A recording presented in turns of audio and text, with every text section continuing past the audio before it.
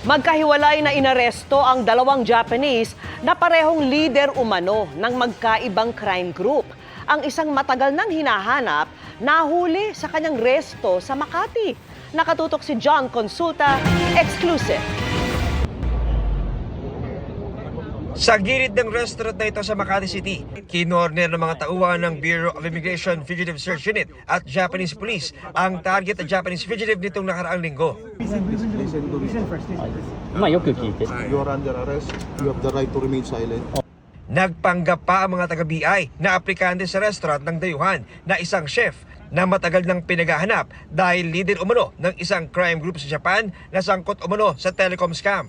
Kagaya ng Luffy Syndicate, may mga call center agents siya dito na mga scammer na nagtatawag ng mga would-be victims nila sa Japan, usually mga senior citizens. At kukunin nila yung detalye ng mga bank accounts at magpapadala sila ng tao dun sa bahay ng senior citizen para kunin yung mga ATM cards at dun nga nila napagnanakawan ng pera. I have a case? Yes, you're a member of the syndicate. Luffy. You know Luffy? Me? Yeah. Totatanggi naman ang isa pang Japanese national na ito nang arestahin siya ng Bureau of Immigration sa kanyang bahay sa San Pablo, Laguna. Pero nang ipakita na ang kanyang litrato, di na siya nakatanggi. Ayon sa BI, isa umano siya sa mga leader ng Luffy Group na nandito pa rin sa Pilipinas, na nag-iba lang ng pangalan para hindi matuntun. Itong isang Japanese fugitive na nahuli natin ay isa sa mga natitirang leader dito ng Luffy Syndicate.